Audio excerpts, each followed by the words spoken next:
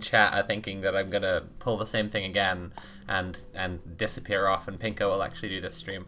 For example, Lexi_plays_fast is saying that, and who else is saying that live in the stream right now?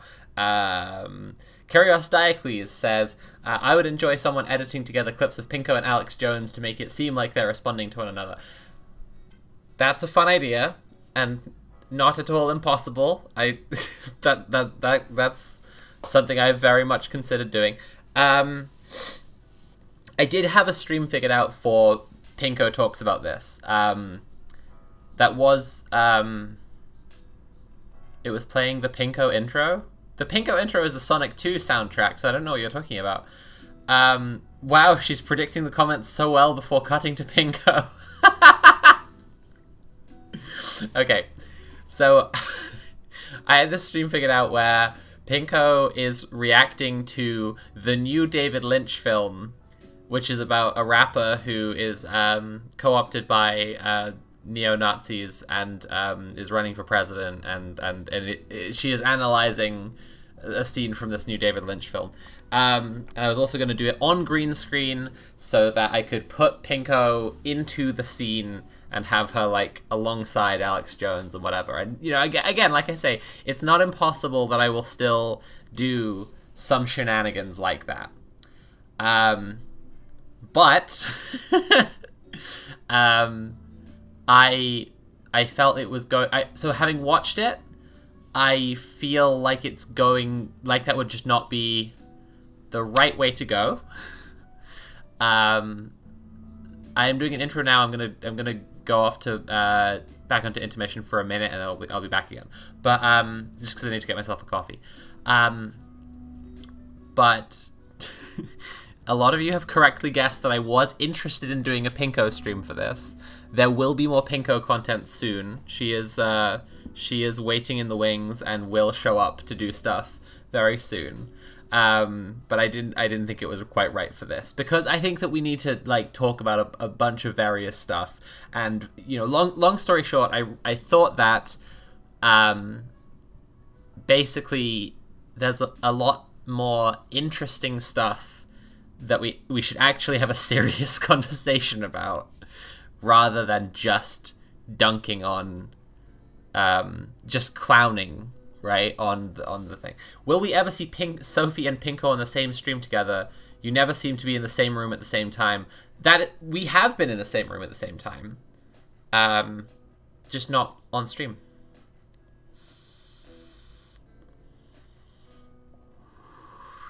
Thank you for the hype train, everyone who's been subscribing. Very much appreciate that. I do want to say, quickly, that... Where's my donation goal? There it is. If you're enjoying the stream, please consider paying for the stream. You can subscribe or cheer or donate directly using command tip. If you tip, you will be giving me money directly without Jeff Bezos taking a cut. And my family doesn't do Christmas presents, which seems to work just fine for the rest of the family, who are at minimum 15 years older than me. But I, the baby of the family, have been included into this decision to not do Christmas presents. With minimal consultation. So I if you would like me to have a very Merry Christmas, please consider donating using command tip, and I'll buy myself something nice. And it's also not I realize I'm really just, like, guilting the audience right now, but, like, it's also not impossible I'm going to be alone for a significant part of Christmas, because Nat's considering going to visit her family, and I'm not welcome there because her dad's transphobic. So please give me money. Anyway, we're gonna watch selected bits from the Kanye West, or Ye, appearance on Alex Jones's show InfoWars today with Nick Fuentes. I believe that Owen Schroyer, who most of you probably haven't heard of, who's another InfoWars host, and Laura Luma, who some of you probably have heard of if you've been long-term Sophie fans. also appear on the show. Before I go for intermission and get my coffee, come back, I want to say strong content warning. If you're not already aware, Ye says that he loves Hitler. He repeatedly denies the Holocaust, shares a lot of neo-Nazi talking points, Nazi talking points, frankly, and Nazi propaganda that he's clearly been prepped with by his new Nazi pals. It's all thoroughly unpleasant, and yeah, like I said, I decided that it was worth a much more serious discussion rather than just clowning on. So we're not just clowning on it today. So far I've come on stream, I've said, no, you're not getting Pinko, who I know you all prefer. I'm sad, give me money. This is not going to be funny, it's going to be really boring. So I'm going to go away for my intermission, and I'm sure that there will be no one left when I come back. But before I do that, let me say hello to the people who have joined us so far. So, hello to Yaganel. Hello, Jim. Always lovely to have you here. Hello, Kyrios Diocles. Hello, Lorcan Nagel. Hello to Bibliophage413 and The Cheat 1312. 1312 represent 1312 in the house. Lo-Fi Lemonade 19, hello and welcome to the stream. One Less Name, hello. Kippy and Lexi Plays Fast and Grantis Pax and Vita and Paradise. Why did I say it like that? I'm going to carry on. Welcome all of you to the stream. Hello. Of this voided path. This voided path. Why am I spending so long on this one username when I just said I would move on? Anarcho Bixa, welcome to the stream. Who else is there who I've not said yet? Orkmom, hello, welcome. It's great to have you as always. Meredith K. Pseudonym and W. Cubum, and hello, and hello to Middle Earth Marxist and Frog Powered Train, and I Need 6 Eggs, and Shield Daden, and Kopitos, and using the discourse to divert attention from the fact the clown union is making more demands, as they should. That's exactly what's going on. Thank you for shaming me on the stream like this. Dolly K. Dick, thank you for joining us, and welcome as a first-time chatter. It's nice to have you here. Hello to Kerry Magic, Base Junkie, and Just a Random Fry. And I think that's... No, there are still more people coming. Hello, SuperDark33. Hello to... Mac Chan Dunn, and Knifes. Hello. Hello, Winter Lily, and Beast Tilsley. And I think I finally did everyone. Brox Rocks UK, hello. As well as hello to T-Girl Char Asnable. Hello. Welcome. T-Girl Char Asnable just got a way too intense hello compared to everyone else. I think it's because she put T-Girl in her name, and that just is thrilling to me and exciting. And hello, Jay Dorian, as well.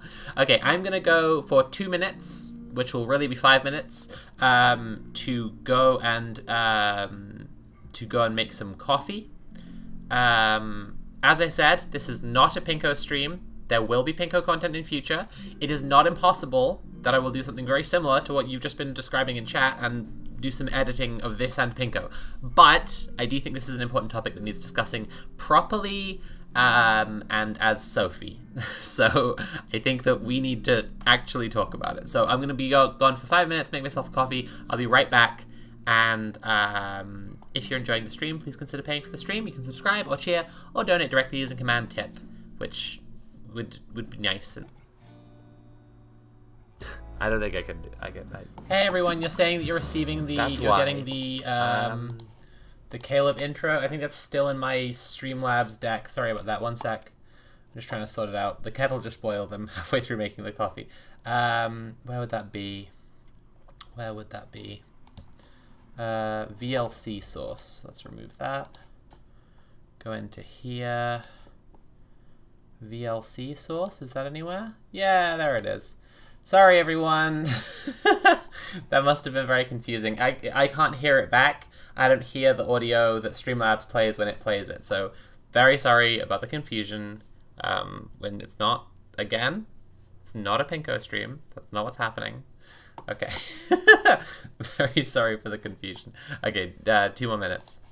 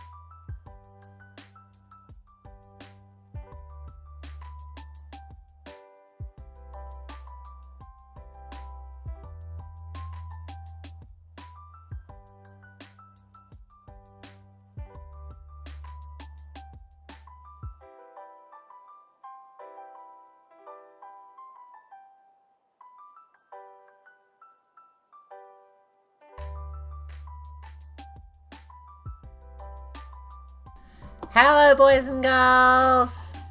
No, I'm just kidding. It's not. That was actually just me doing a Pinko impression. Welcome to the stream, everyone. If you're joining me just now, we are talking about Yay on InfoWars. We're going to be watching it. We're going to be watching Yay, formerly Kanye West, talking to Alex Jones. This is going to be a cool and fun time that I'm sure everyone is extremely ready for. And, oh god. Anyway, right, fuck. That's enough of that. Let's just fucking do it.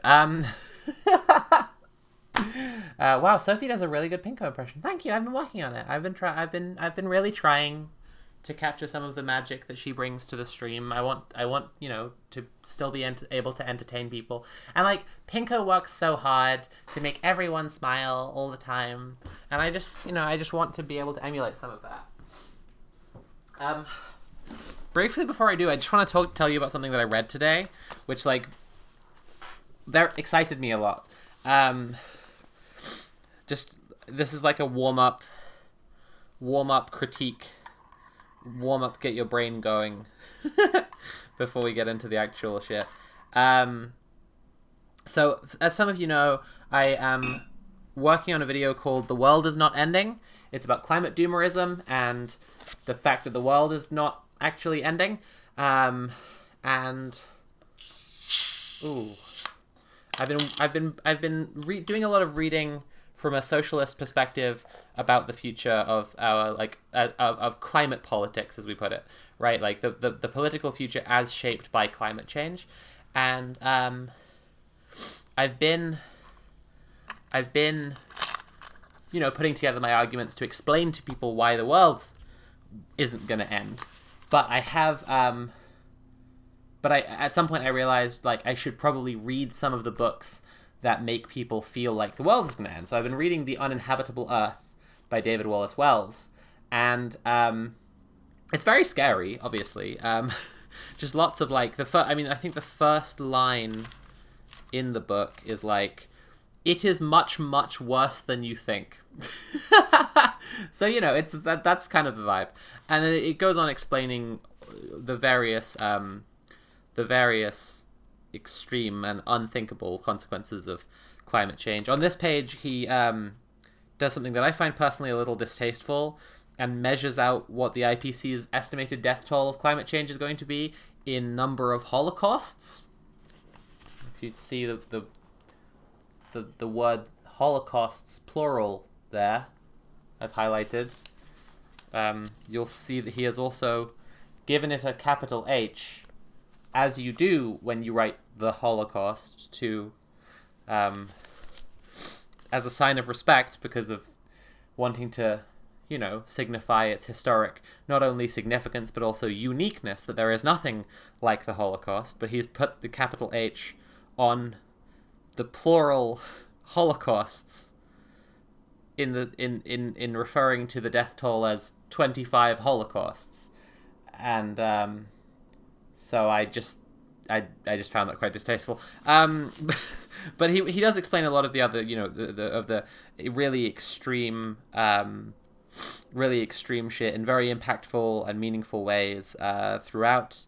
But I got to this passage today, which has really connected the scary shit that David Wallace Wells is writing in here with the arguments that I'm trying to explain about why the world isn't going to end. So I'm going to read you this whole passage, this whole passage that I've highlighted. You can see that I've this entire bit here. But I'm going to start by reading you this nightmare sentence from within the passage so you understand what I'm getting at. Every degree of warming, it's been estimated, costs a temperate country like the United States about 1 percentage point of GDP. So that's a nightmare sentence, right? Am I the only one? I hope I'm not the only one who sees this. This is a fucking nightmare sentence. Okay, let's go over that again. Every degree of warming, it's been estimated, costs a temperate country like the United States about 1 percentage point of GDP, right? So just to quickly, right? A temperate country like the United States, right? And so firstly, what is the climate of the United States, right? Firstly, just that American climate like they have in Florida and Minnesota and California and Nebraska and in Texas and in Vermont. The climate they have in the United States. Secondly, there is a geographical determinism, a meteorological determinism, which just teeters towards white supremacy, latent in this sentence, right? Temperate countries, right, are places that are able to produce more and be richer because their climate isn't out of control, right? And that there is a lot in historic white supremacy that relies on this idea that temperate countries, right, are more livable, therefore more hospitable, therefore produce the right kind of people, right? So I'm just, right, a temperate country like the United States. Okay, so before we go on to then talk about the economic implications, what country is like the United States? Because the United States is 50 countries pretending to be one country. It's not one country. And then economically, it is the global superpower. We all live under American imperialism, so economically, what country are you likening to the United States, which trades with a deficit to every other country on Earth? Like, what other country is like the United States? You know what I'm saying? Like, it's okay to say, make a claim about like climate change will have this impact on the economy of the United States, but like just to say a temperate country like the United States. Anyway, this is all just the warm up. About 1 percentage point of GDP. And it's like, okay, well, I'm so glad that we're measuring the damage done by climate change in such a tangible, graspable, real metric as GDP, which even Bobby Kennedy famously said measures everything in life except that which makes life worth living. Anyway, there's the nightmare sentence. By the way, if you're enjoying this kind of conversation, by the way, please check out Red Planet, which streams every Sunday, 8 p.m. to 11 p.m. GMT, or UK time. It's currently 8 p.m. right now, so if you're around this kind of time on Sundays, check out redplanet.team, where we stream Red Planet. And, you know, this kind of conversation is frequent.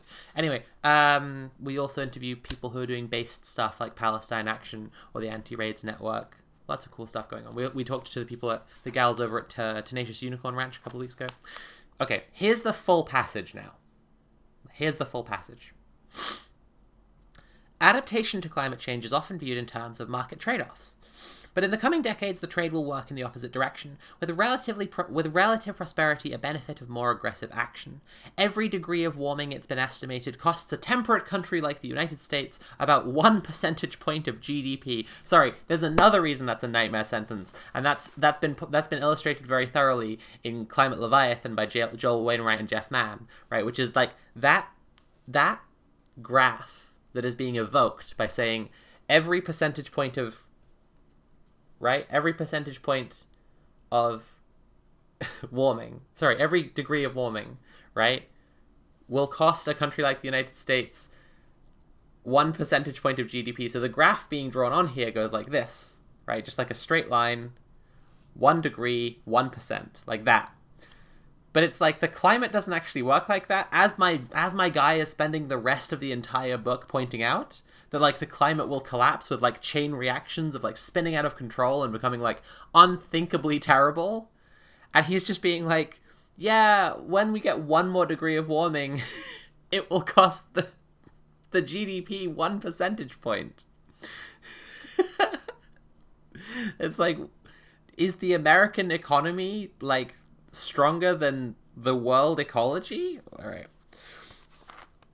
And according to one recent paper, at 1.5 degrees, the world would be $20 trillion richer than at 2 degrees. If that makes your skin crawl, buckle in for a lot more estimates of the effects of climate change entirely in dollars.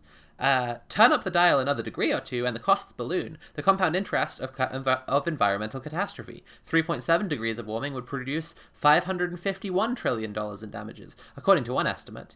Total worldwide wealth is today about $280 trillion.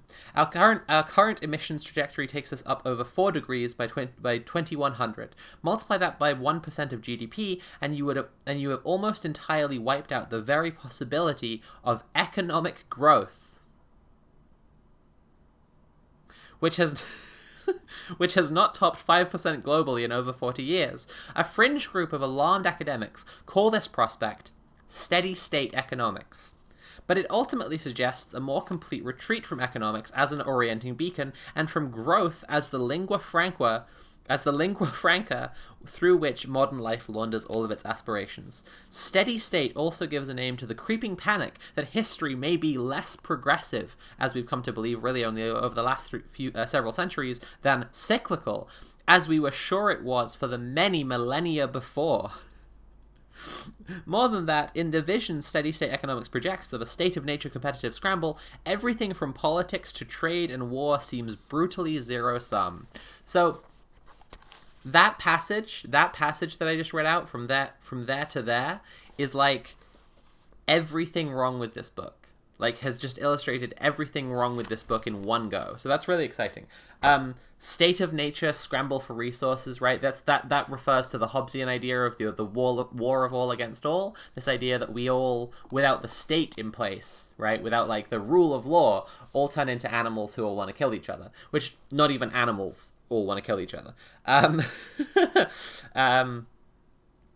Like he is explaining in excruciating detail that climate change will kill capitalism. But he simply refuses to believe that socialism could be what emerges afterwards.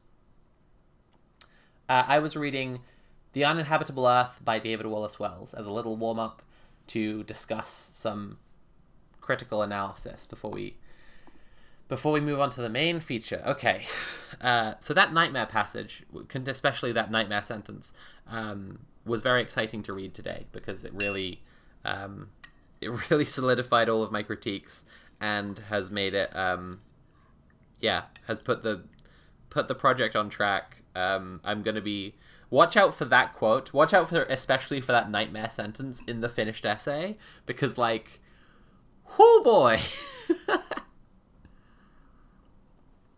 All right. Now we are here to watch Ye West appearing on Alex Jones's show InfoWars, or InfoWars I believe is actually the network, and then the Alex Jones show is technically the show that he's on. It's fucking weird, folks. We won't get through all of it. We're going to try and watch bits of it. He repeatedly denies the Holocaust throughout. He is there with neo-Nazi Nick Fuentes, who advocates for a white ethno-state, among many other horrible things, and also says that he isn't, like, revealing his full power level, so, like, even the shit that Nick Fuentes does say, he's not even being honest about, and he would like more extreme shit than that, even. West appeared on Tim Pool's podcast earlier in the week, where he stormed out after Poole gave the slightest pushback to his anti-Semitism. He appeared alongside Milo Yiannopoulos and Nick Fuentes again. Milo Yiannopoulos is running his 2024 presidential campaign. Right, so I think we've caught everyone up. We're going to be discussing mental health and psychosis. We're going to be discussing Holocaust denial and neo-Nazis. We're going to be discussing cult tactics. That's going to be a really important one. We're going to be talking about the ways that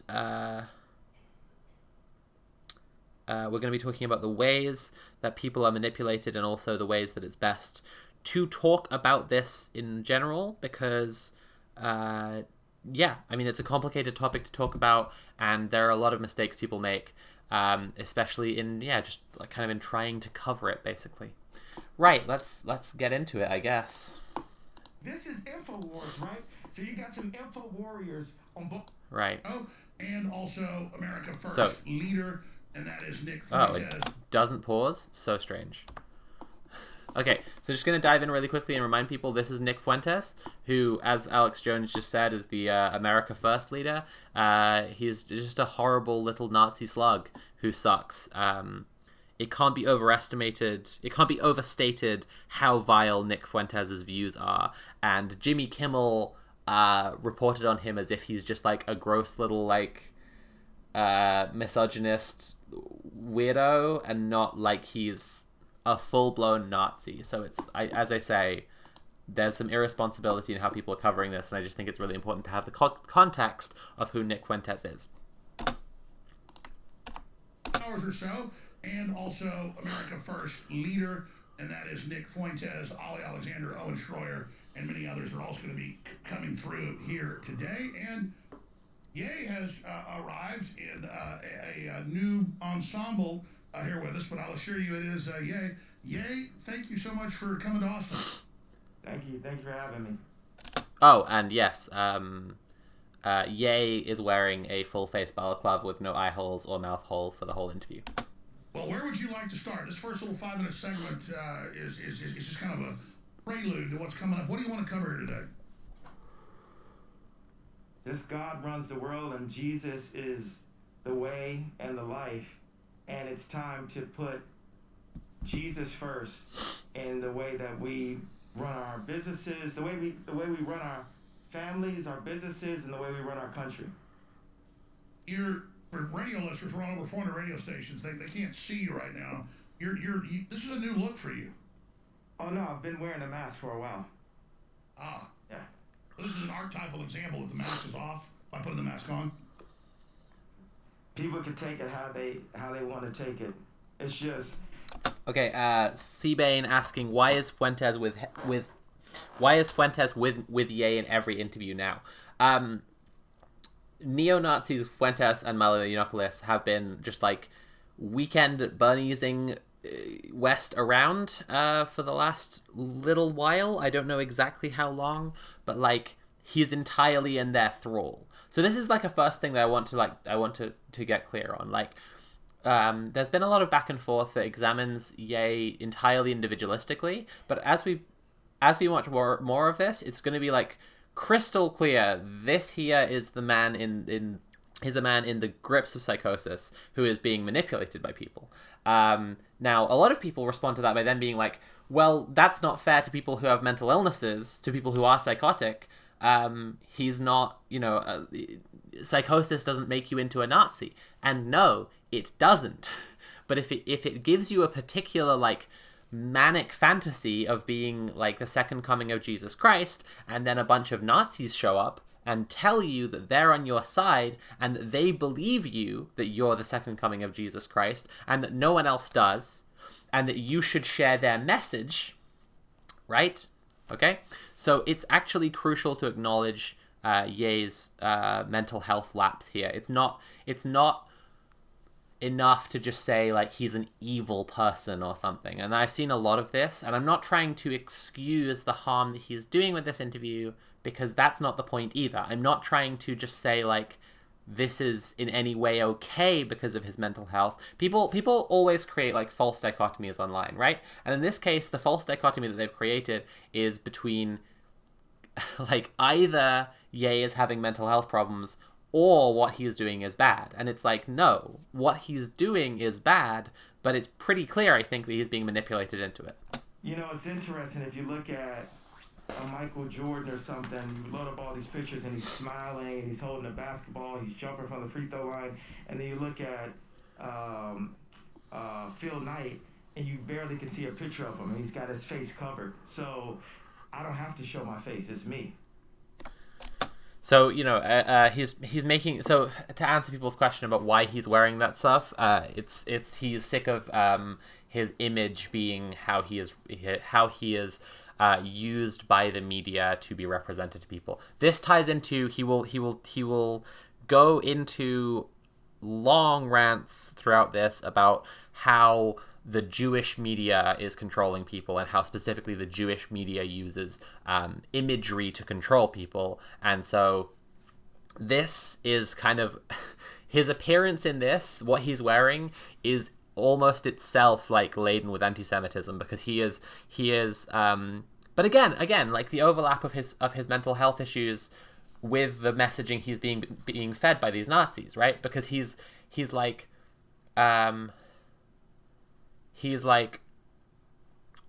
clearly experiencing poor mental health issues. His wife's left him.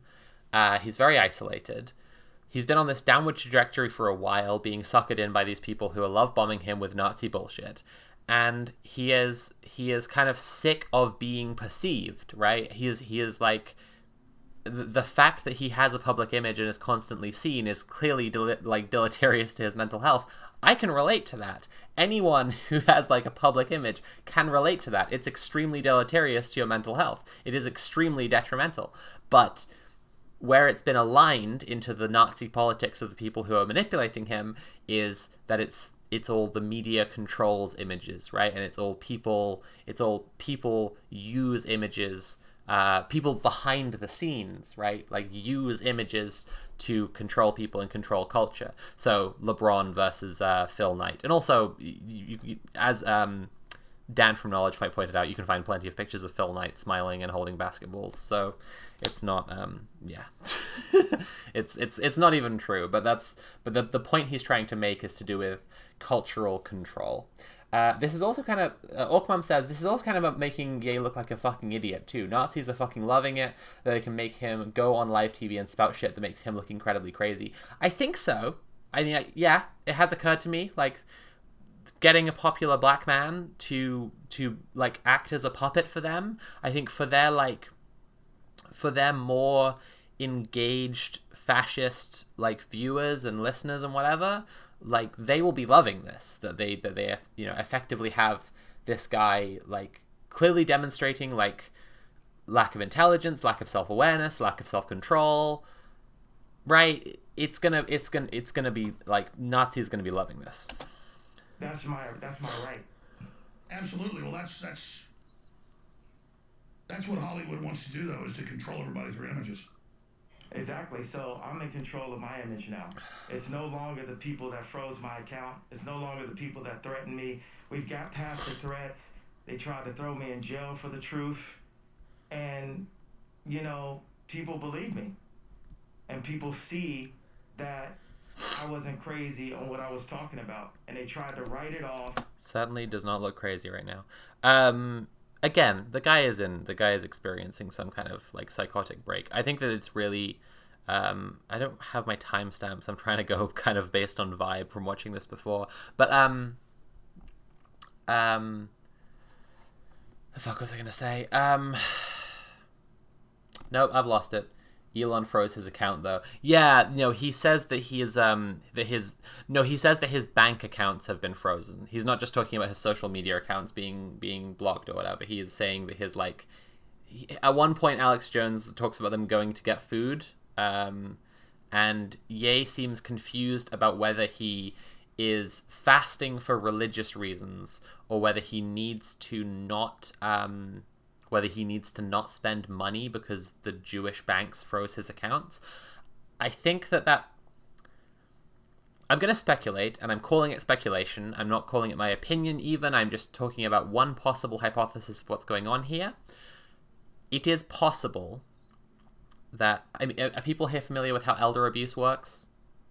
Right? Or Brian Wilson from the Beach Boys? Okay, if people aren't familiar, like it's actually very commonplace for people who are manipulative, people who are abusers, who get their hands on someone who has a lot of assets, right?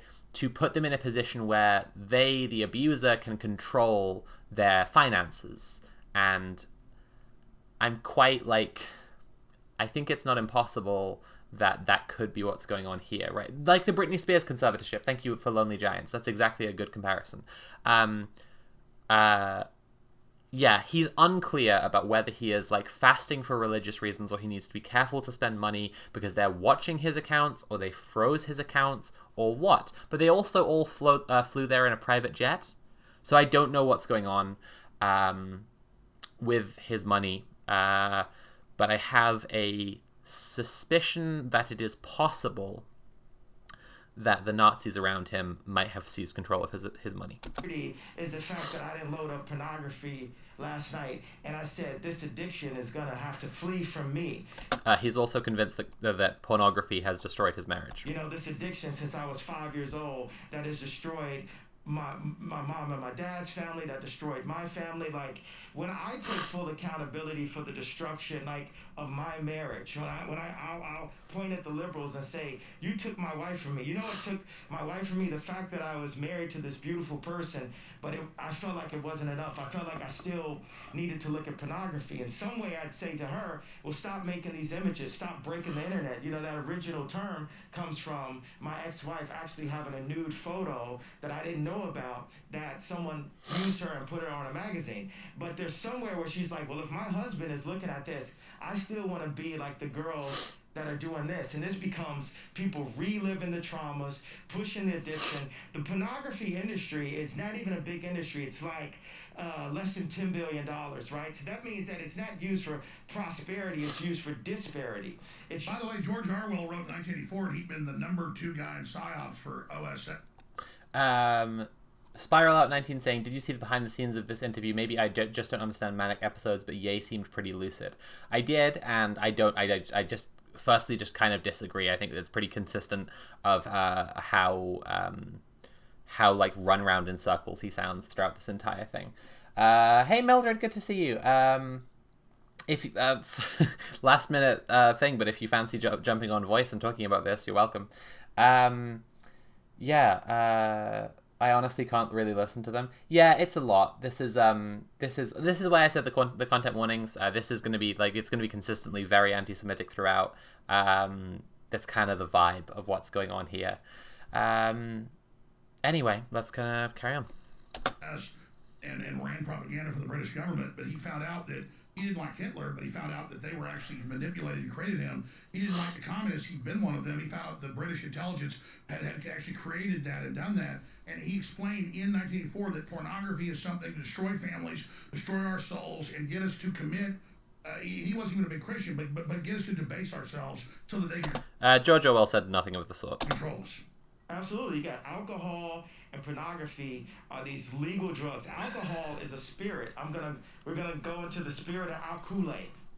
Let's just go to the facts today. Let's not just even do opinions. And I love how you brought that in, because now you got God's warriors coming together. Right now, okay, Nick Fuentes doesn't have a Twitter account. Alex Jones doesn't have a Twitter account. But hey, guess what, Elon? I got a Twitter. And today I'm gonna have Nick and Alex tweet from my account. Yeah. Ye no longer has a Twitter account after this, although it wasn't even publicly live on air getting people who are banned from Twitter to post from his account that got him banned. He posted a swastika inside a Star of David, just aiming to be as offensive as possible to as many people as possible. And then when Elon Musk started saying that he should not do this, he posted a picture of Elon Musk looking pale and out of shape. And as a pale and out of shape person, I feel very attacked. And that was what finally got him banned, because Elon Musk didn't really feel like throwing down the ban hammer for, the Holocaust denial or the swastika inside the Star of David or whatever. But it was the, posting Elon Musk looking bad. That's too much. Oh, you like that, Ari Emanuel? I'm all about free speech. And the greatest... and Ari Emanuel is the brother of Rahm Emanuel, former mayor of Chicago, I believe. Kanye has some kind of beef, some kind of personal beef that is not explained. Just plain Garrick, thank you very much for subscribing. I've been watching DS9 recently, and I don't know if your username is a reference, but I do love Garrick. Love that weird little incognito spy boy. He's my favorite. What was I gonna say? Yeah, and he has some kind of weird beef with Ari Emanuel, and I think throughout the interview, kind of threatens or whatever to fuck Ari Emanuel's wife. Basically, that's the short version. Those that want to silence us is why it comes First Amendment. Yeah. Anybody trying to take your speech is the enemy. Absolutely. Well, and it's I'm gonna skip Nick Fuentes speaking as much as I possibly can. To hear, it's hidden. Even like our truth, the fact that African Americans were in America before the Pilgrims, that truth is hidden. That we are actually the Native Americans, or some of us are Native, or the fact that what Kyrie got in trouble is. That's fascinating. The images that InfoWars puts on screen, just like while interviews are playing, just like if people watching this have not watched much InfoWars, which good, don't. This, by the way, is the point at which, like, this is an interjection. This is the point at which that there's like shaking hands meme. Nostalgia critic, anti-fascist research. I watch it so you don't have to. I've watched too much InfoWars. Please don't go watch InfoWars. And part of the reason that I'm doing this stream today is so that people can watch, can get a handle on what's going on without exposing themselves to unfiltered InfoWars. You need some context on some things. You need people picking up what they're saying and discussing how it's working and what's going on. But yeah, if you haven't watched much InfoWars, it may be surprising throughout this that you'll just see like random bullshit being flashed up on screen that whichever like live producer feels is relevant to what they're discussing will just like flash up on screen. So Bill Gates reading Mein Kampf. Why not? Sure. Cool. Why not? Okay. Pointing out that we're Jewish slave boats. Like, and then, you know... Well, look at Australia. Yeah. They've done some of the genetic typing of the Aborigines there. They're basically Oh. Africans. There you go. You know, so all of these truths. And then Oh, the boy. purchase about banking, about the government. Oh boy. My favorite thing that I got to say with Tim Pool was Ramen Man. And yes, also, frequently what they flash up on screen will be either like crypto fascist propaganda or just from fascist propaganda, and they've removed the original context to just show you some fascist propaganda. Thing that I got to say with Tim Pool was Rahm Emanuel was right there next to Obama. Jared Kushner was right there next to Trump. What are those two people, those two Zionists, oh, I gave it away, have in common? Nick, can you pick that up and expound on that? Absolutely, yeah. You know, and it's interesting because you've been going on these interviews with Lex Friedman and with Tim Pool and Piers Morgan, and they always say, well, don't talk about a group, talk about the individuals. And I would point out, one, it's hypocritical because in the same interview, Tim Pool said, well, wouldn't Ye be so great for the black vote? So you can say the black vote, but you talk about Jewish businessmen, and somehow that's a problem. You can't talk about groups. So he's a slimy little worm. He sucks. Nick Fuentes sucks. He just sucks. He's a terrible guy. He's a Nazi. It can't be overstated. He sucks. When he appears, he is there to sell worm-ridden dog shit. It's not...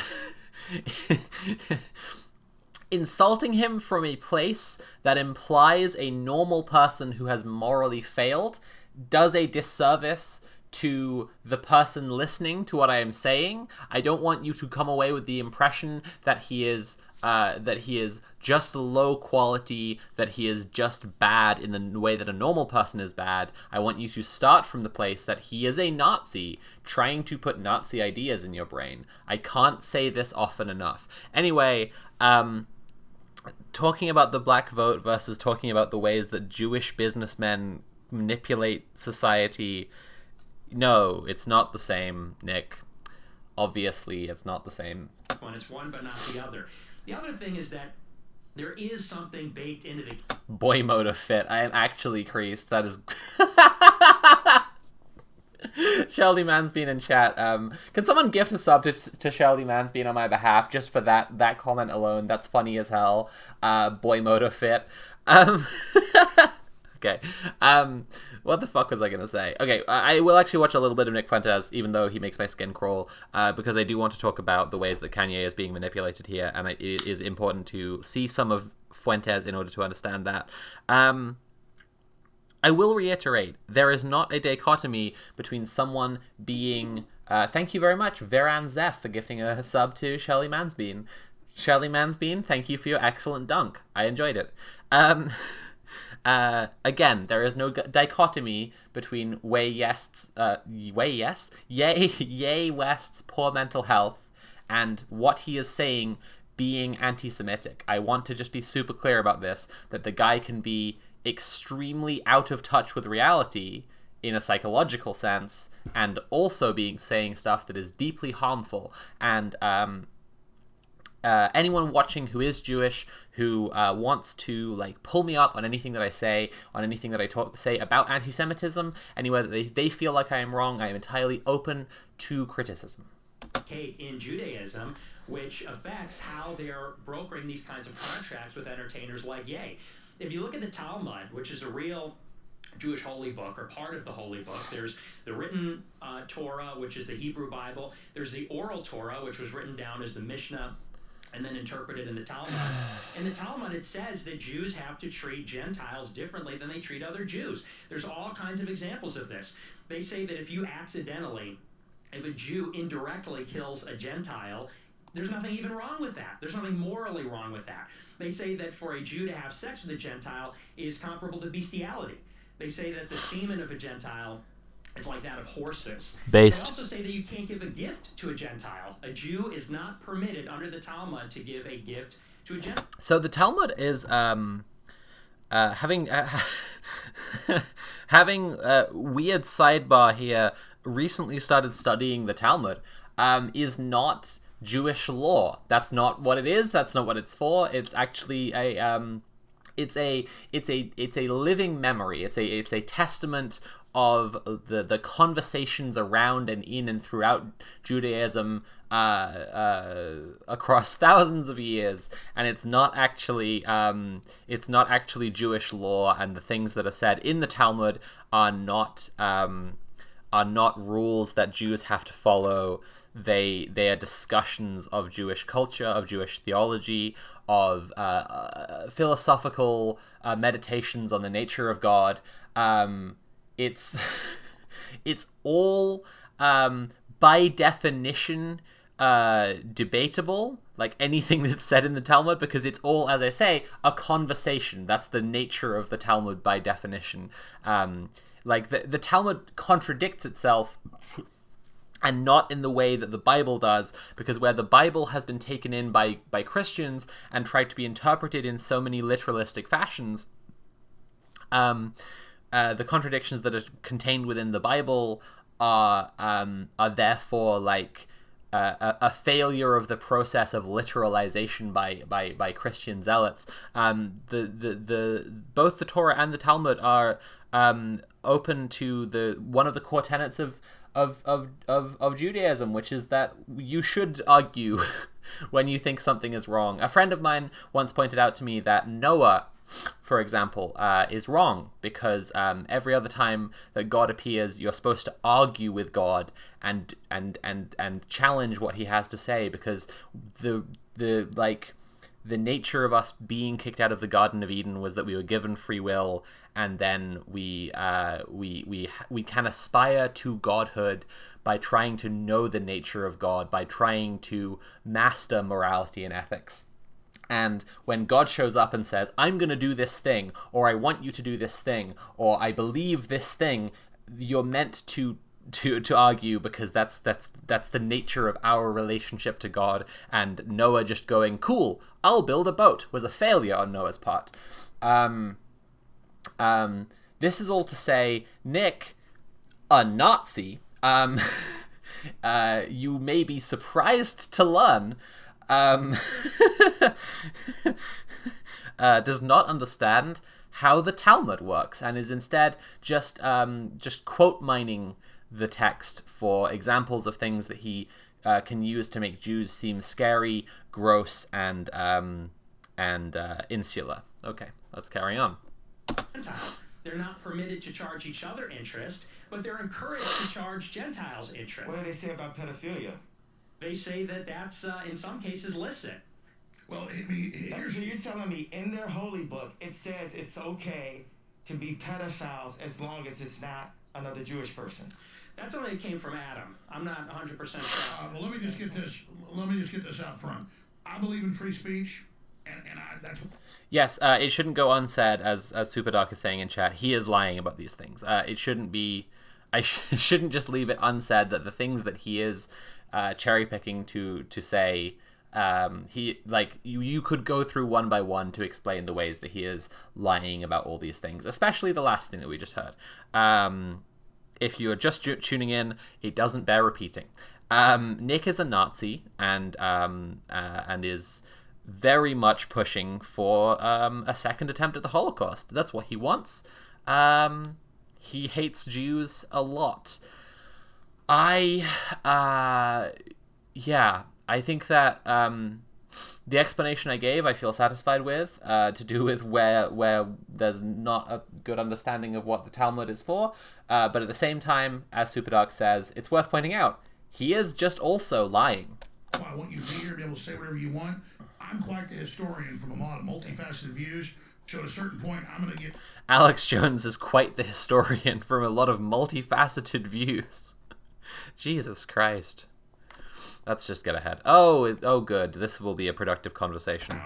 And there's something much more sophisticated. And I personally think that most Jews are great people. And Hang on, we've skipped the reveal of Netanyahu. This is wrong. leftist Jews that call everybody Nazis they don't agree with. You don't want open borders, you don't want your guns taken, or you don't want to take a shot. The ADL had a meeting 2 weeks ago and said, Alex Jones is an agent of evil. He should be taken off the air. He's the devil because he doesn't want you to take 4 shots. And I'm like, what are you doing calling me anti-Semitic? I'm not against groups. I don't get into group politics. Adam, sorry. I didn't mean to say that. Alex. Yes, sir. I've got the perfect answer for the ADL. Here we go. They are going to have to listen up. What we did is we brought Netanyahu with us. Who's ready for some high-tier prop comedy? It's a net. I'm in the Twilight Zone, right? And it's a bottle of Yoo-hoo. Netanyahu, what do you have to say? What do you have to say to Alex Jones right now, Nick Fuentes and Ye? It was bad. How is Let That Sink In the second worst joke this year? He's the Nazi Carrot Top. Yeah, for real.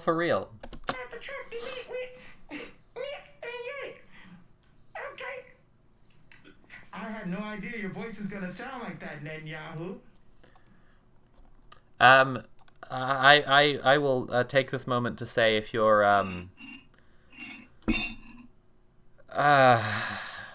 enjoying this stream, please consider paying for the stream. You can subscribe, watch, hear, or donate directly using command tip. Fucking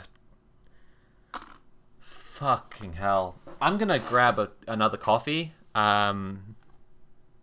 Yeah, I'm gonna grab another coffee. This is the prop bit. I thought I was gonna like smoothly breeze through and carry on with responding to the stream, and it's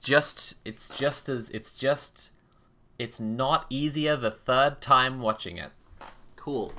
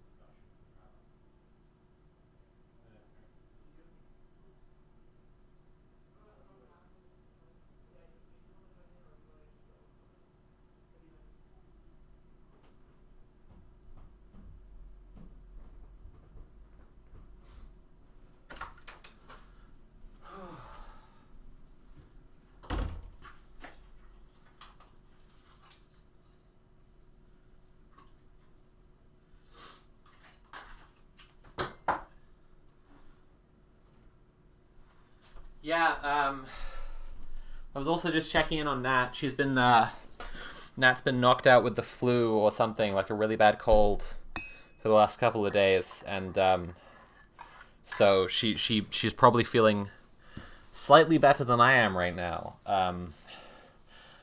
Fuck me. Okay, let's carry on with it. So you don't like Benjamin Netanyahu? I just heard about this guy 2 weeks ago since like the tweet, and I thought he had a funny name. I heard he's like really into like he's like a super killer. I could die for saying this, so in case this the last time you ever hear from me. Well, look. I'm glad you guys are here, and we can sit here and upset. All I'm telling you is, do you guys realize that? Hey there, sorry, queer horror lover? I don't know who that is. I don't remember modding you. What is you've just changed the chat settings without consulting. I understand that we're at risk of like Fash showing up to this stream, but I didn't like ask to do that. And like we haven't had like too many troublemakers so far, unless I'm not aware of something. Anyway, all right. Yeah, let's carry on. That the British government created Hitler, and the Milner Group put him in power, and there's something much more sophisticated. And I personally. Oh yeah. Also, this is something I want to be talking about and touching on throughout this stream. When Ye said just now, I only heard of Benjamin Netanyahu 2 weeks ago. That I think is a really relevant thing to address. Like when we're talking about the guy being like love bombed, being controlled by cult tactics by the Nazis who are around him, like evidently and demonstrably there are Nazis around him right now, right? Like Fuentes and sometimes Milo Yiannopoulos are accompanying him everywhere. But like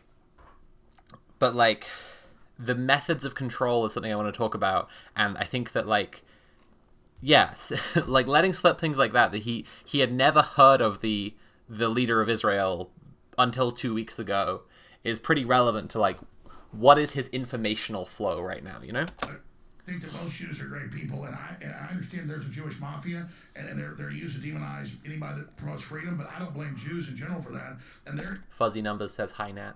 is a much Hi, larger Fuzzy eugenics, Numbers. transhumanist, scientific elite agenda that's playing off. What about abortion? It's 50% of black deaths. There's over 50. Hey, one of the papers I have, you're like, why is all? You're the director, that's Yeah. fine. The It's also just like to hear that his brain poisoning is so complete, like that, you know,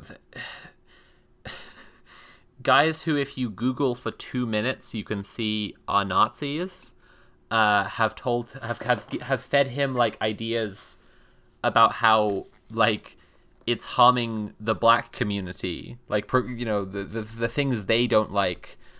They just care about black people, and it's abortions are 50% of black deaths. Shit like that is just like again, all of this is manipulation. Like all of this feeds back to a system of control and manipulation that they're clearly engaging in to make Ye say what they want. I really don't want to come across like I am exonerating or like relinquishing him of any kind of responsibility for the things that he says. He's a grown man with vast resources and a lot of attention on him. He doesn't get to just go around saying this shit, right? And he obviously like also wouldn't go on InfoWars to just say the stuff if he didn't believe it, right? I'm not calling him not anti-Semitic. I am just saying that like it's going to continue to be relevant because now they've done it once, they're going to keep trying to do it, that we can see a process by which Nazis can like love bomb and control and manipulate celebrities who are going through a mental health crisis and who are who become isolated and alienated away from quote unquote woke culture, right? Margaret Sanger, Rockefeller founded Planned Parenthood, came out today and said, because of your white guilt, white people need to give money so we can kill black babies. I swear to God, it's in my stack. If I had to move it off the desk, I could pull it right up for you. Why did I have you move it off the desk, Alex? Because it's cluttered. I'm not bitching. I'm just... Superdoc saying, not gonna lie, so if you kind of do in a way, not fully though. I don't know what you're referring to because I just said a lot of things. But as I said before, I'm open to criticisms from any people who are watching who are Jewish. I really like. I just think that it's important for us to look at this recruitment process, and I'm not trying to.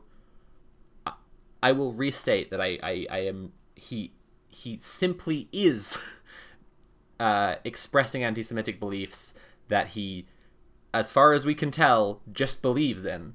So I don't think he was recruited to Superdoc in chat. Okay, I don't know. I mean, I don't really know what you mean entirely by that, because like he's throughout this he says a lot of Nazi talking points, right? And like, for example, he says things like, at one point he says that Hitler invented highways, right? Which is a famous Nazi talking point. It's not true. It comes from original Nazi propaganda that they were claiming that Hitler created so many jobs when, you know, actually he was, well, you know, it's pretty easy to explain how Hitler created jobs. You know, he says stuff like that, and it's like, and again, like, he hadn't heard of Netanyahu until 2 weeks ago. I think it's just very, very clear that there is an informational feed coming from these guys to him to manipulate him, to use him as a mouthpiece for their Nazi talking points.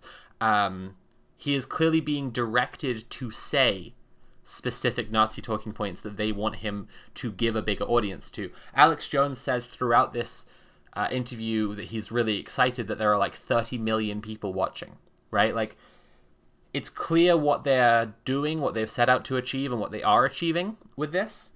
Yeah. Lo-Fi Lemonade says, Jew here, and your comment about Nazis brainwashing celebrities in crisis is correct and insightful. The alt-right has done it for years in the comedy sphere and stuff, kinda. Right. That's kind of what I'm getting at here, is that, like, it will continue to be relevant that they saw a guy who was an opportunity for them to get more Nazi talking points spread, and they've deployed like a set of tactics to manipulate him. And when I'm talking about manipulation, I really want to be clear that I'm not excusing him of his own beliefs, actions, and speech. Like, those are his and belong to him. Nor am I trying to, like, weigh the contents of his soul, which I do not know. But, like, when I'm talking about manipulation, I am just talking about, like, he also, like, Milo Yiannopoulos is running his campaign. Milo and Nick Fuentes appeared on the Tim Pool show, or whatever it's called, with him. Nick Fuentes is with him now. In the last, like, year, he's barely been seen in public without, like, Charlie Kirk, Candace Owens, Nick Fuentes, Milo Yiannopoulos, Trump, right? This is all, like, there are people who are happy that he is becoming part of the right-wing media ecosphere, and there are people who are guiding him through that process and see him as an opportunity for their ideas to flourish. Saying, everybody asks, where's my papers? I don't have them. They're just a prompt. I can literally go, look, I agree with you. Look at this. They say white people help us kill black people for your white guilt. It actually says that.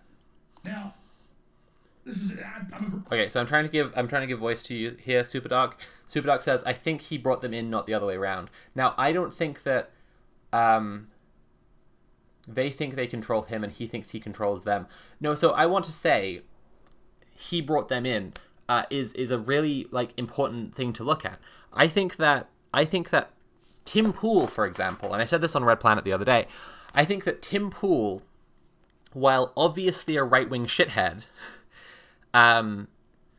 brands himself as a liberal who the woke crazy left has moved too far left from.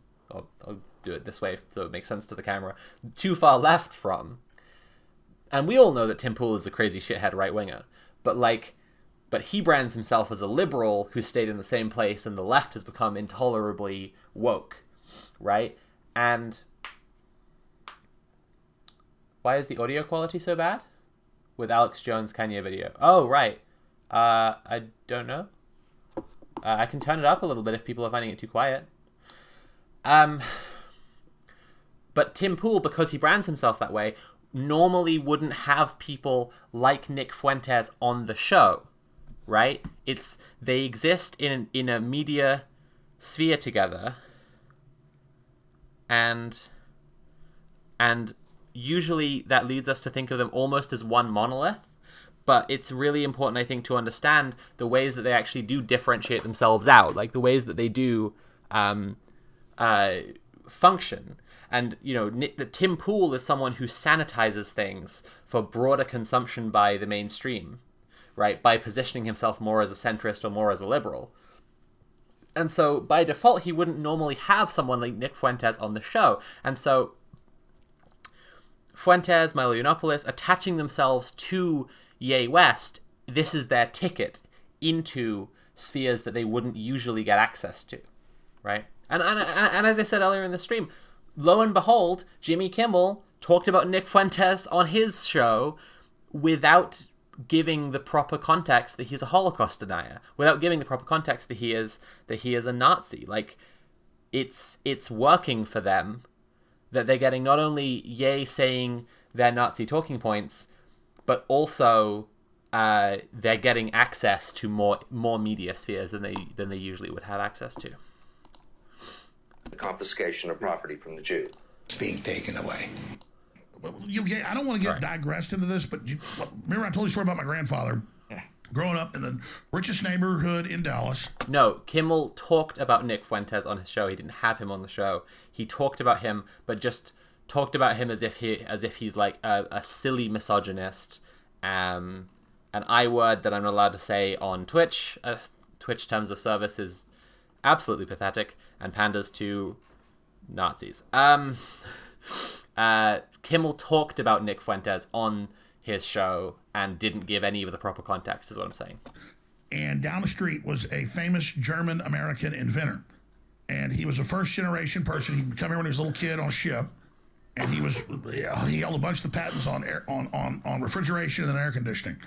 And my grandfather worked the time he was about 8 years old because he took him under his wing.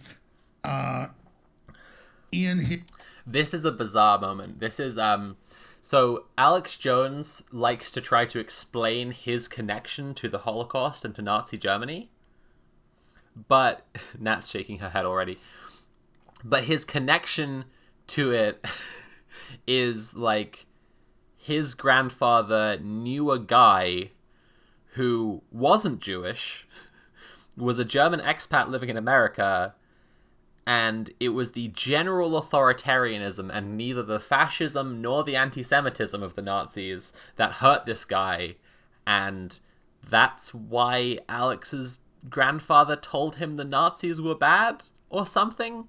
It's kind of a nightmare, and it reeks of like trying to tread a line for your audience who you know contain a lot of anti-Semites and neo-Nazis, and also a lot of libertarians, so you can't just say the Nazis were bad, but you also can't say they were good. His little tinkering factory, then he had factories in places like Detroit that actually built the stuff. And my grandfather, the main reason he joined the Army Air Corps, he told me, he didn't tell me a lot about this. Okay, I'm going to respond to one more of these comments that are taking this form, and I'm going to try and press on with the stream. So Ultra Breezy has written, not blaming you, Sophie, but I just think the line between just having Nazi ideology and being manipulated into it is kind of thin and touchy. Like, there's a certain point where you just got to take ownership, even if you're mentally ill, which I get is what you're trying to say, but I don't know if the rest of the comment is still coming. But look, I'm just going to respond to this and then carry on with the stream.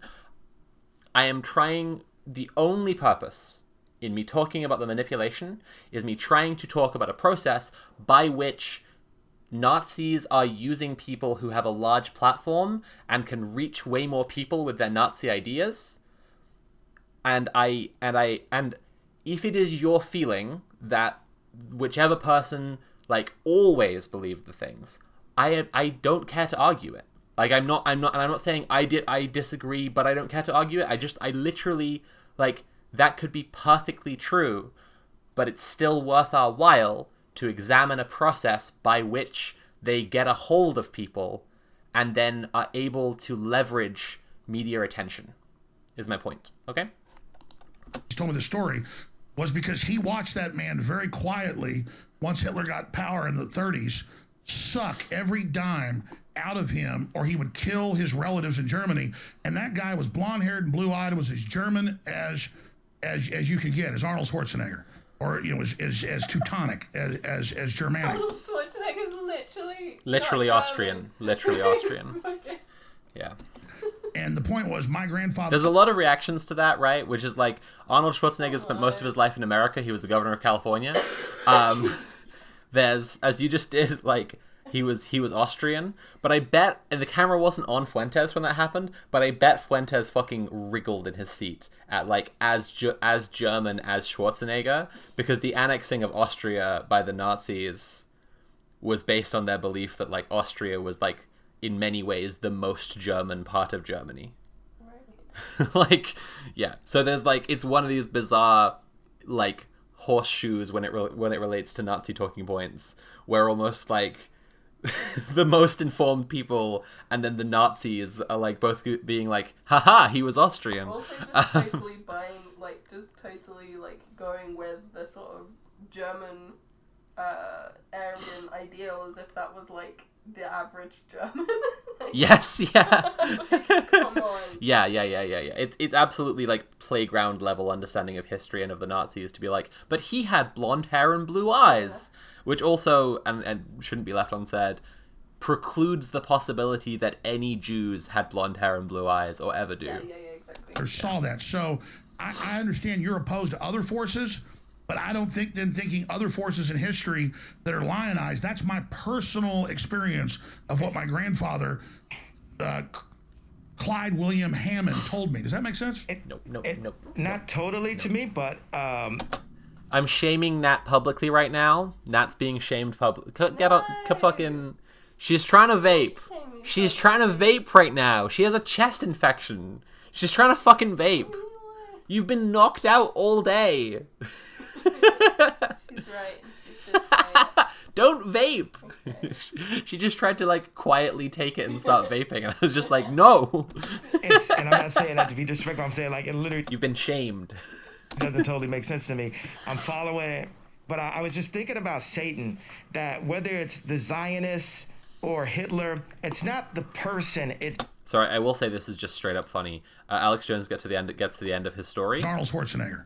Or, you know, as Teutonic, as he gets to the end of his story, right? And the point was, my grandfather saw that. So I understand you're opposed to other forces, but I don't think then thinking other forces in history that are lionized, that's my personal experience of what my grandfather... So firstly, at the end of his story, he's basically saying, it's my lived experience that the Nazis were bad. But no. Wait, just wait for it, because actually Ye's reaction is just genuinely really funny. I don't, not intentionally. Clyde William Hammond told me. Does that make sense? It not totally to me, but it's, and I'm not saying that to be disrespectful. I'm saying like it literally doesn't totally make sense to me. I'm following it, but I was just thinking about Satan. He was just looking at like when it cuts to him, like he's looking at his phone. He's just looking at his phone. He wasn't listening the whole time because Alex was trying to explain to him that the Nazis were bad. And he's not interested in hearing that. So he was just looking at his phone instead and thinking about Satan. That whether it's the Zionists or Hitler, it's not the person, it's Satan using the people that I agree with that. Are controlled by demonic forces. Trans Salamander in chat saying, I'm often sick for way longer because I cannot stop vaping. Thank you very much, Catherine. I appreciate you saying that so I could repeat that to Nat so that she can not vape. Get well soon, my love. Please. I love you so much. But what I'm going to say is the Jewish media has made us feel like the Nazis and Hitler have never offered anything of value to the world. Meanwhile, there's all of these things that are happening. Planned Parenthood is New World Order population eugenics that is happening to this date. I got some jokes here from Owen Benjamin that I want to read about Ben Shapiro. The jokes are not good and they're very anti-Semitic. And also Owen Benjamin and Alex Jones, as they pointed out on Knowledge Fight, had a big falling out where Owen Benjamin used to be part of the InfoWars like circuit and then turned on Alex Jones and called him a shell and a cock and other stuff. And it's really... It's interesting. I do think this is part of a prepared set of points. Not by Kanye, who I think has no idea what the fuck he is doing with talking about Owen Benjamin here. But, like, it feels like they're just showing that they can just do whatever the fuck they want. And, like, they're coming on here with, like, jokes from Owen Benjamin, right, who Alex Jones does not get on with, right? Hey, Candace Owens, unplug this robot before he runs his mouth. Ben Shapiro's cardio is picking up shackles. Shapiro can tell how much change is in your pocket just from hearing a jingle. Shapiro is just mad. Yeah, so just a lot of like just classic anti-Semitic, the way they've just like swapped out like Jews for Ben Shapiro specifically. He just said shackles. Yeah. Yeah, he doesn't. Fucking kidding me. Well, this is part of what I'm getting at is that like, and I really don't want to get bogged down into this debate again with the chat, but he doesn't know what the fuck he's talking about because he doesn't even understand the word shekels. Like, anyway, I'm not saying that the typical anti-Semite is by any stretch of the imagination smart, to be clear. Kyrie won't sign his basketball. Back to you, Alex. Nick, you're sitting over there. You want to say something? Yeah, well, I agree with Ye. I think that when you... Superdog says, genuinely muting the part Soph isn't speaking at because I can't handle.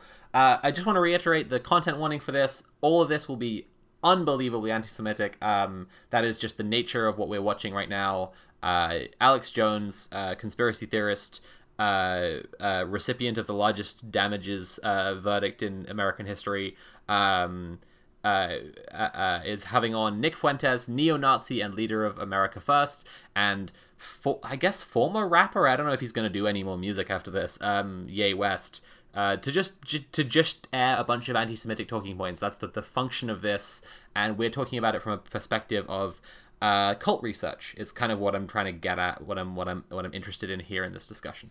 You look at what's going on. But again, content warning, like, it's not going to get better than this. There is repeated Holocaust denial throughout, and various shit like anti-abortion talking points. It doesn't, to my memory, it doesn't get into homophobic or transphobic points, which Alex Jones would love. It's kind of his bread and butter, but Ye doesn't seem to be particularly interested in, which is kind of interesting considering the other points that he has really turned against the progressive crowd on. Anyway. Today, so much of the political landscape happens in the shadow of World War II and the Nazis and Hitler. And I think it requires a little bit of an investigation, an examination of where those values come from. You know, people talk about Nazis and Hitler, but the United States had camps as well. The United States put the Japanese in internment. The United States injected black people with syphilis. Yeah, and you. No, I totally agree with you. Yeah, the United States has Instagram selling pornography to little kids, and they're selling. People are selling. It's prostitution rings. Instagram. So is your. And this is again what I mean about the lack of lucidity. Like, he is. There is somewhat of a choreographed dance between even someone that Alex Jones usually wouldn't publicly like talk about agreeing with, usually wouldn't necessarily have on the show. I think he has before actually, but like isn't like usually aligning himself with in terms of like Nazi values, like Nick Fuentes. There is even a choreographed dance between them where Fuentes is saying the America had internment camps, so, and he's trying to say that, to be clear, to lessen the unique historic horror of the Holocaust. He is not trying to say as a leftist would say, you know, colonialism is a rich tapestry of the same devices used in increasingly horrific ways. You know, the British invented concentration camps for putting down the Mau Mau rebellion in Kenya, which, by the way, Queen Elizabeth was in Kenya putting down the Mau Mau rebellion when she became queen. People really like to think that she was, like, innocent of all the crimes of colonialism. You know, the America had internment camps. The Nazis utilized, turned this concept into the mass machine of slaughter that we're familiar with from history. But, like, he's not trying to say that. He's trying to say almost, concentration camps, they're kind of normal. This is what is kind of the point he's pushing towards, because that is the way that Nazis talk about internment camps. Your point, let he without sin cast the first stone. Sorry, and then to be clear, Alex Jones responds with, America has done this horrible thing to black people. He's hoping this will be like a way to bring Ye back into the fold, because he obviously is less interested in talking to Fuentes and wants to be talking to Ye. And West instead immediately turns to Instagram is selling pornography. They're using sex and pornography to control everyone. Because again, he's not like latching on to what the rest of the conversation is doing. He is not mentally doing so well. Oh, Instagram is a prostitution ring. Like, I went 30 days off of Instagram, and it was the best part of the fast. And I also want to say this, from my kind of professional experience so far, like, there is a distinction between the paranoid style in conspiratorial politics, as that original essay would call it, right? The measurable overlap between someone who would be clinically called paranoid, right, and the politics of conspiracy, which is where you get your classic like idea of the conspiracy theorist who wears a tinfoil hat, believes he's being gang stalked, thinks his dog is sending messages to the FBI, etc., right? Where you get a distinction between this kind of character and Alex Jones, who is deeply cynical and motivated only to say the things that will make him more money, right? He is doing this interview and he's so happy that there are over like 30 million people watching them live, right? Like, there is the normally this distinction, right? And it was in Alex Jones's like earlier years. If you listen to Knowledge Fight, like, you'll be familiar in Alex Jones's earlier years that he would have to have people on who classically you would call like a crank, right? Who aligns with what people's idea of a conspiracy theorist is, because there were fewer people of the like grifter set that Alex Jones belongs to like launder talking points between. And so he would have to talk to more people who are genuinely in the grips of some kind of like other reality, some kind of other belief in reality, constructed entirely out of conspiracy theory gibberish, right? And while Alex Jones, I think, to some degree lives in that world a little bit himself, what motivates him is money. What motivates him is cynical opportunism, right? But then you hear Ye speaking, and this isn't the kind of caliber of guest that InfoWars has had on for a couple of years, in terms of the way he speaks about the things that he believes in. Because it's been a while that they've been able to entirely engage with other guests who are grifters, who are there to sell these conspiracy theory talking points to their audience so Alex Jones can sell more boner pills, right? But Ye is actually... Did people follow what I'm saying here? Like, Instagram is a pornography ring. This kind of talking is not the same kind of constructed and cohesive political manifesto that Alex Jones usually speaks with. And I know it sounds crazy to say that Alex Jones is usually cohesive, but he usually speaks with an agenda, and he's trying to do that here. And Ye is not on the same script at all. Getting kicked off of Instagram was the best thing that ever happened to me. Because when I go to it, it's like watching it with the They Live goggles, which is something that Owen Benjamin, you guys got to pull this up. Dave Chappelle is a hack, and he gets a lot of his jokes from Owen Benjamin. Woof. Dave Chappelle. This is after he's already read those jokes about Ben Shapiro that are really just old anti-Semitic jokes where they've swapped out Ben Shapiro for the Jews or a Jew. He's saying that Dave Chappelle gets his material from Owen Benjamin, which, yeah, Dave Chappelle is a massive anti-Semite, so yeah. Maybe more accurate to say they get their material from the same place. Eons old anti-Semitic jokes. Chappelle went on a Jewish platform and said, "They dropped that nigga." Dave Chappelle said, "They dropped that nigga," talking about Ye, and he called me Kanye, and I'm supposed to be his friend. Dave Chappelle does not believe in God and does not believe in Jesus. These are the kind of black leaders that the Zionists put in front of us. And meanwhile, we want to knock Herschel Walker, but Herschel Walker changed his life. Very classic, like, deep in the conspiracy theory anti-Semitic source to be pointing at another anti-Semite and be like, he was put there by the Zionists. For Christ. And he might have had abortions, but he doesn't believe in abortion. Well, sure, what matters is I have too. What matters is the heart. Oh. Yeah. Go ahead. Yeah, I agree with Ye. I think that it's time that America has a Fuentes might say I agree with Ye, like, actually dozens of times in this interview. fearless, visionary leader who serves Christ, who wants to bring the future forth in engineering and theology. I think that when you look at the options that were offered, and I said this on my show the other week, and the news said, oh, he supports DeSantis. I said the moderate Trump. DeSantis, nobody even knows. It's just somebody that all the left are all of a sudden. Well, let me raise that. Since you guys got into this, and we'll do hours on this. Wait, did I cut you off, Nick? I want you to let him complete his thought. Sorry, there is just a raw, almost carnal pleasure I get in Alex Jones being cut off and being visibly put out.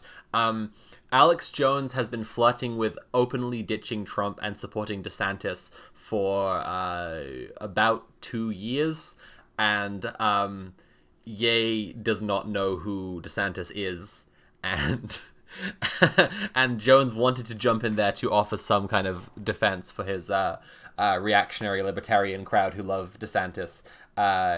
Anyway, just a little personal pleasure in Alex Jones getting talked over and feeling frustrated. Okay. So the moderate Trump versus DeSantis will not produce any outcome where America or Jesus is put first. Israel is, or rather DeSantis is mobbed up with Israel and Mossad. Donald Trump, his speech, his announcement was written by Jason Miller, who's controlled by foreign interests.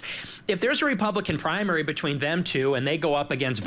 controlled by foreign interests, I mean, this is alongside him saying mobbed up with Israel and controlled by Mossad, so it doesn't even seem like I'm like it might seem like I'm splitting hairs next to those things, but controlled by foreign interests, it is also worth people who aren't aware being aware that controlled by foreign interests, dual allegiance, all of these are like classic anti-Semitic tropes of believing that all Jews or anyone with association to Jews has a second allegiance to Israel above whatever other country they're in. Biden, or they go up against Newsom, there is exactly zero chance that we get any kind of regime that's going to deliver the real change we need. Nick, I got a question. If I say something that's provocative towards the Mossad, is that misogynistic? Hold on, let's hear from that. Hey, I'm the head of the Mossad. I'm gonna kill. I don't know if he thinks that Netanyahu is the head of the Mossad. I got nothing on this one. You ain't take the children away from you. Thanks a lot, Netan. Back to you, Alex. Please turn your microphone around, sir. I mean, I'm definitely overwhelmed here right now. InfoWars.com, tomorrow's news today. It's a very strange moment to emotionally relate to Alex Jones. I am also definitely overwhelmed here. Listen, all I'm trying to get through here is I believe every group should be able to be switched his name to Netan. I dropped the Yahoo so we didn't have to. I was tired of picking up the Yahoo and the Netan, so for now it's just Netan. It's Yoo-hoo anyway. The chocolate milk he's brought on the show is Yoo-hoo. It's not even Yahoo. Some people call him BB. No, some of you call him Yahoo. But we're gonna call him Netan. What you want, Netan? Hey, right after this, I'm gonna say you're crazy. I'm gonna take your family away from you. We're not done with you yet. You cannot cause free thought. We have to control the history books. We have to control the banks, and we have to go and kill people. Also, we're in the pedophilia. So I would just like this. That just then is kind of a peak of the kind of clip that I would like to show to people in my case that that Ye is experiencing extremely damaged mental health. I don't again it's not as in an effort to like separate his culpability in any sense. People who are going through poor mental health episodes do genuinely just bad things that they, in many cases, there's a complex understanding of accountability that needs to be worked through for each person who does bad things during poor mental health. And I think that Ye is, just dedicating a lot of time to being an anti-Semite. I don't want to diminish his anti-Semitism in any sense, but waving around this puppet that he's saying is speaking as Benjamin Netanyahu, saying that he's going to take his family away from him, right? When he believes that the Jewish media is using pornography to control people, and he believes that his pornography addiction, and his wife, his ex-wife rather, making and sharing nudes and sex tape. He believes that these things led to the destruction of his marriage, the dissolution of his marriage rather. The relation back of a conspiracy theory directly to your personal life, right, is this is the kind of distinction I'm talking about between like a grifter like Alex Jones and someone who's extremely diminished mental health, right, is motivating their interest in conspiracy theories, right? Like he is clearly very unwell. So, and in a little while, hopefully you're going to take the mask off, because is this actually Ye here? Folks, is this the mask is coming off in a little while? Hopefully, we're going to be able to have a discussion about this. But I mean, seriously, you have the globalists pushing a poison shot that's already killed 20 million people that they admit doesn't work, and then you're the bad guy for criticizing a group. What I'm saying is, when the left said white people are inherently bad because they're white the last 6-7 years, they opened the gates up, so what do they expect? It's wrong, in my view, to say any group is inherently bad or has these traits or whatever. We should judge the individual. But it's wrong for the ADL to have what... Are there usually so many props on InfoWars? No. This is some unique flavor that Ye has brought to the interview. Are very racial policies. The ADL is played out. Nobody knows who the ADL are. Stop giving them attention. Nobody cares about the ADL. ADL, shut up. Well, they run all the censorship and everything. They don't run anything. They're played out. We run the streets. Well, I'm singling out the ADL. So we don't know who they are. No one in high school knew what the word anti-Semitic was until Ye made it popular. No, I hear you. It's definitely a tiger. That's a fascinating line. He's claiming responsibility for popularizing anti-Semitism, I guess. No, I don't have a commentary for that, actually. By the tail. Nick, you want to comment here? Yeah, I just want to jump in and say that, I don't think Ye or I are saying that any group is particularly bad or that Jews as a group are bad, but there are Jewish practices that are based on Jewish law, and there is clearly some kind of a Jewish mafia. I'll give you a perfect... People joining more recently than when we discussed this before. Fuentes, as a Nazi, he is a Nazi. It should not be left unsaid that he is just a Nazi. As in an actual Nazi, not as in me, a leftist snowflake transgender, calling everyone I disagree with a Nazi. This guy here, a Nazi. His earlier examples of Jewish law were not Jewish law in any sense. He was cherry picking and lying about things said in the Talmud, which does not dictate Jewish law in really any sense. Example, it was Ari Emanuel of WME that called for a total boycott on Ye. Ari Emanuel's two brothers are Zeke Emanuel, who is the architect of Obamacare in the Obama White House, and his other brother is Rahm Emanuel, who is the chief of staff for Obama and the mayor of Chicago. Their father, Benjamin Emanuel, was part of the Irgun, which was a Zionist terrorist group in the 1940s.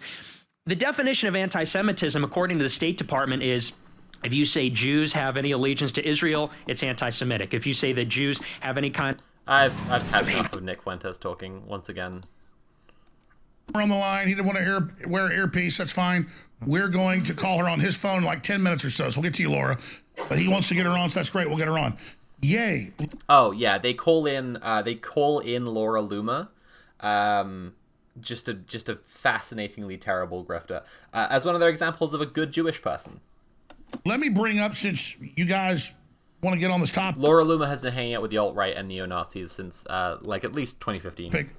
The meeting with Trump, they're now using it against Trump. They're misrepresenting who Nick is, and I think that's fair to say. And they're lying about you, and they're trying to make it the new reason that DeSantis should be the 2024 front runner.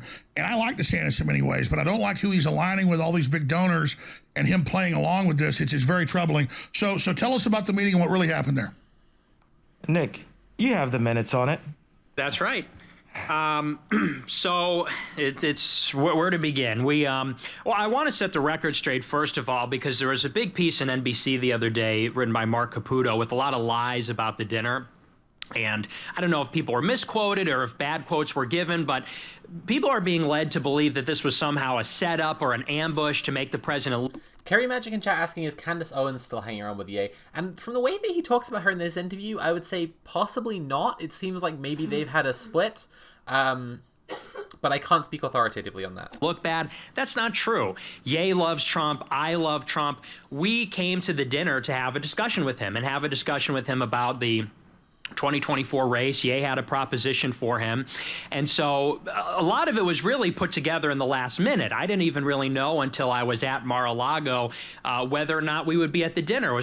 Yeah, curious as to what he means about the proposition. I'm not sure if it's like Ye running as vice president, considering that Trump spectacularly threw Mike Pence under the bus, blaming him for everything up to like election fraud and the January 6th attacks being at least like quite strongly motivated by people trying to find and kill Mike Pence. Yeah, I don't know if the proposition that Nick is referring to would be Ye running as his VP. But I think that we should consider more broadly the position of Ye's presidential campaign aspirations. Something that Ye and I discussed on the flight there and on the car ride over. So I just want to get that cleared up straight away. So wait, so Fuentes was at Trump's house? Yes. Again, this is their ticket in to more and more influential circles. Because I think Ye and I both believe that Trump is a great option. It really just comes down to Trump and Ye for the most part. But them trying to premeditatedly claim it was some secret meeting and he knew he was meeting with you, that's not true. No, yeah, and it was surprising because we had this conversation the day before we flew out. We were in LA on that Monday, and I was told it may not even be possible for you to get into Mar-a-Lago. They said because there's so many people that will intercept you. There's a guest list and you have to be on it, and there's a security list and all these things. So I was told that I may not even be able to get through. Well, we pulled up to the club. They checked out Ye, they checked out Karen's ID and information. We drove up, we walked in, we sat down in the lobby. The president came out of the dining room, and that was that. He invited Ye to dinner, and I don't know if it was Ye or Trump, but one of them said, well, we want to bring Jamar, Karen, and Nick into the dining room. And so we came in, we sat down. Well, we took some pictures. Ye sort of lit up the whole room. Everybody wanted to get a picture with him. We sat down at the table. And I want to say initially it was a very pleasant dinner. Trump gave kind of the standard black voter pitch. He talked about the... Okay, we don't need to hear more of this. Trump meeting with Fuentes is indicative of something for sure. Like this is Nick didn't get carded. Yeah, it's hard to believe. Yeah, it's very interesting. So Fuentes is here calling Trump the president, buying into the lie of the election fraud, right? And like Biden stole the election, the motivating myth of January 6th. But like it's significant that he is both integral in running Ye's presidential campaign. They talk about having this proposition for Trump, and also like he is still calling Trump the president and saying he thinks Trump is a great candidate, and it comes down to either Trump or Ye. Right now, I think that it's kind of clear to see, and this is kind of the point that I've been driving at. So maybe I'll kind of make this the spiel for wrapping up here, but like. What they've been trying, what I think that it's like, what I think we can see is that a bunch of Nazis who have been successfully deplatformed by attempts to to shut them out, to not let them have any kind of platform for a long time, like Milo Yiannopoulos, right, have now seen their opportunity with Ye to get lots more coverage, to get lots more attention, and now they're having meetings with Trump directly, right? Now, it's not that, like, you know, Trump is obviously already the figurehead of a massive fascist movement, but not an out and through neo-Nazi movement. The movement that Trump is figurehead of is the idol for is a Christian dominionist movement, right? So this is why I think a lot of people talk about, for example, like the possibility of America fracturing in coming years. Rob Evans wrote in his fiction book After the Revolution, an image of a fractured America where like southern states have become like heavenly kingdom or whatever, a separated Christian dominionist nation. For those who aren't familiar, this is like taking literalist interpretations of the Bible as their law. And that is the faction that Trump has been representing. Now, obviously, there are tons of neo-Nazis within that. There are lots of people who are neo-Nazis, and that's their focus primarily, with less of a like explicitly Christian focus, who just support Trump because they just love fascism. But this is attempting to bring in the more explicitly Nazi focus for Trump. And I think that the two possibilities here that they're aiming for are either this proposition he alluded to, possibly Ye running with Trump, or it's oh, thank you, Marina, so much for rating. We're actually going to wrap up in a minute, so you'll be rating again. For those who aren't familiar, I'm Sophie from Mars. I have a channel called Sophie from Mars. It's a video essay channel where I analyze media and I talk about philosophy and politics and culture. I have a video coming up about climate doomerism in the next few months. Stick around for it. Check out patreon.com/Sophie from Mars.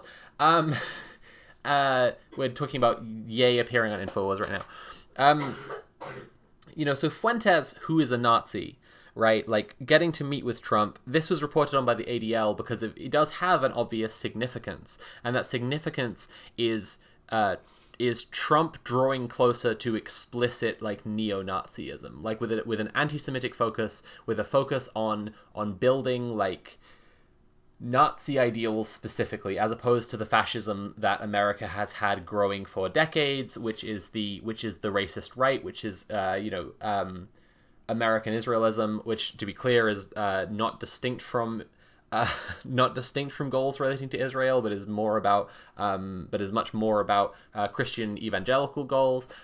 Christian evangelicals will do weird shit like sending 10 red cows to Israel every year because they're effectively trying to like speed run the rapture. The rapture is an evangelical concept if people aren't familiar. Like, it's not actually in the Bible. It was invented by this very same clique of bizarre biblical literalists.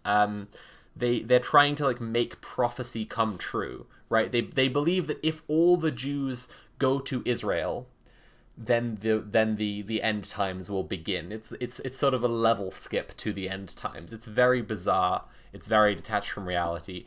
But I think that it's relevant that there has always been a very, very anti-Semitic streak in Christian dominionism and in evangelical currents in the U.S. But Fuentes is a neo-Nazi, right? He does not want to send all the Jews to Israel, right? He wants to kill all the Jews. He like the word Nazi I'm using very deliberately for Fuentes here. Yeah, and I think that, like, this is kind of the point that I'm getting at, is that, like, we need to be aware of the use of cult tactics here, because it's cult tactics, like, they're love-bombing Ye, right? They're talking about him, they're talking to him, they're talking about him with an idea that, like, everyone else is wrong and is angry at him because he's speaking the truth, because he's in the middle of this ongoing like manic delusion where he thinks that he is the second coming of Christ. He thinks that he's being like all about the Bible and all about Jesus now because of this like psychotic break he's experiencing. And I think that like that's what I want to like spread a little bit more awareness of, is that like what's going on with Ye West right now has everything, I think, to do with cult tactics, and has everything to do with the people around him are manipulating him. And as I've said a bunch of times on the stream, that is not to remove his culpability at all. He is responsible for his own words. He is responsible for being an anti-Semite, and he, by all likelihood, believes the things that he's saying.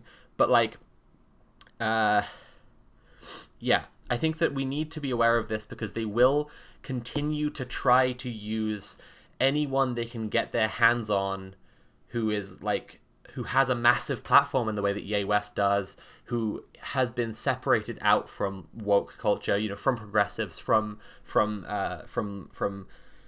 progressive values, in order to try to get themselves more attention and spread more of these Nazi talking points. Because being aware of that is the first step towards being able to do like anything about it, right? I think I'm going to leave it there. I think I'm going to raid into someone, because as has been discussed, Nat is quite sick, and I want to take care of her and watch some Star Trek and have some hot soup. So that's going to be us for now. Thank you so much again to Marina for raiding. I'm sorry that I'm just passing it up immediately, but let's go and raid into Luna. Let's go right into Luna Mothwings. Thank you so much for joining me, everyone. If you have enjoyed the stream, consider supporting my work by checking out patreon.com/Sophie from Mars, all one word. Luna is playing Super Mario 64, and she probably doesn't want to hear about Alex Jones or Nick Fuentes or whatever. So if you're up for watching some Super Mario 64, have a nice time. Have a good night, everyone. And as I said before, if you want to support my work, check out patreon.com/Sophie from Mars. Good night and God bless to everybody. Okay, bye-bye.